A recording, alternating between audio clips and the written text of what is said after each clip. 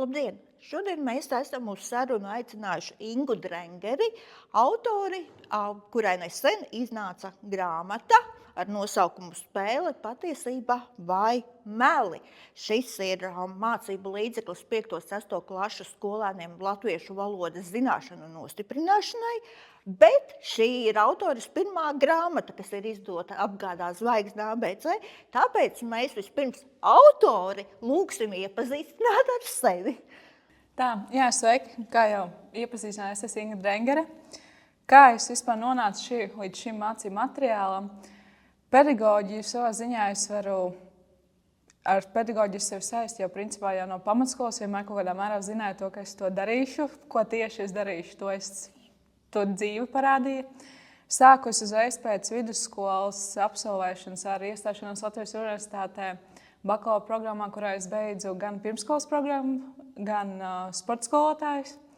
Tad es šķita tāda neliela mazuma piegarša, un tādēļ es turpināju studijas arī maģistrantūrā, izglītības vadībā, bet dzīve parādīja pavisam citu ceļu, un es Latvijas Universitātes mūža izglītības kursa ietvaros apguvu sākuma izglītības skolotāju programmu, un arī pēdējā pusotra gada laikā aktīvi darbojos tieši sākumskolas skolotāja profesijā.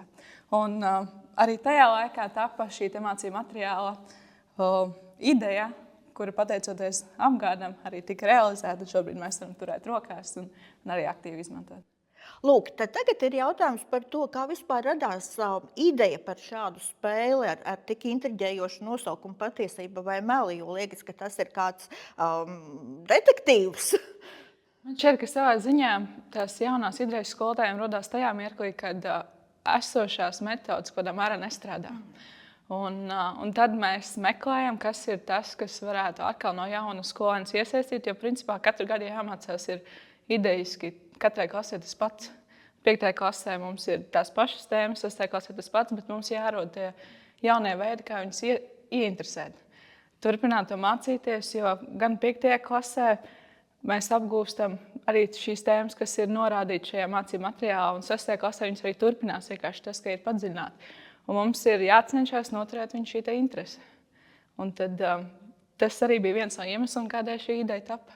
Bet kas bija tas lielākais izaicinājums? Varbūt bija kādas grūtības, varbūt bija kāds brīdis, kad aptrūkās ideja. Bet kas bija tas vislielākais izaicinājums?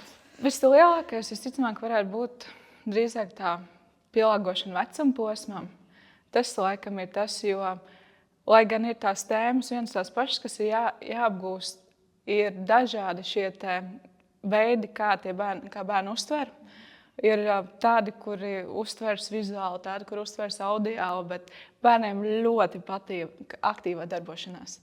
Un tas arī bija viens no tiem stimulējiem šo mācību materiālu arī veidot un izstrādāt, jo es frāzes skolotāji, šī bija kolosāla stunda, vai jūs esat vislabākā, es dzirdēju tikai tad, kad bija tik tiešām šīs dinamiskās stundas, kad viņi bija sajūsmā par to, ka viņi varēja izkāpt no saviem krēsliem un darboties un skraidīt pa klasi apkārt, un ka nebija, kā teikt, šis ierastais pie galdiem stundu vadīšanas tas rāmīts.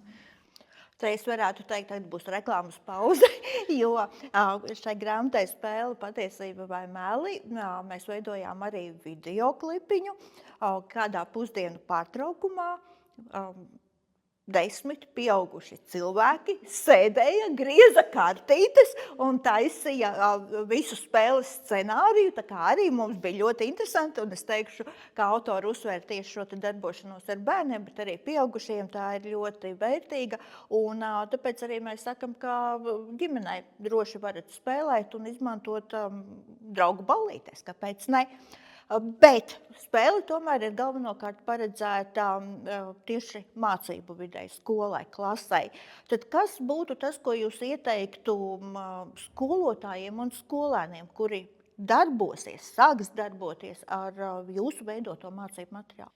Lai gan mācību materiālā ir iekļautas šīs metodiskās norādes, es iesaku kāpt ārpus šo norāžu rāmīšiem, jo ļaut skolēniem pašiem lemt un domāt to, kā šīs kartītes vēl var izmantot, jo es ticu tam, ka ir neskaitāmi ļoti daudz dažādu radošu veidu, kā to var darīt. Un, jo atliek citreiz tik tiešām tikai pajautāt skolēniem, kad šīs idejas vienkārši birst. Un viņi var būt ļoti lieli palīgi šajā mācību procesa organizācijā.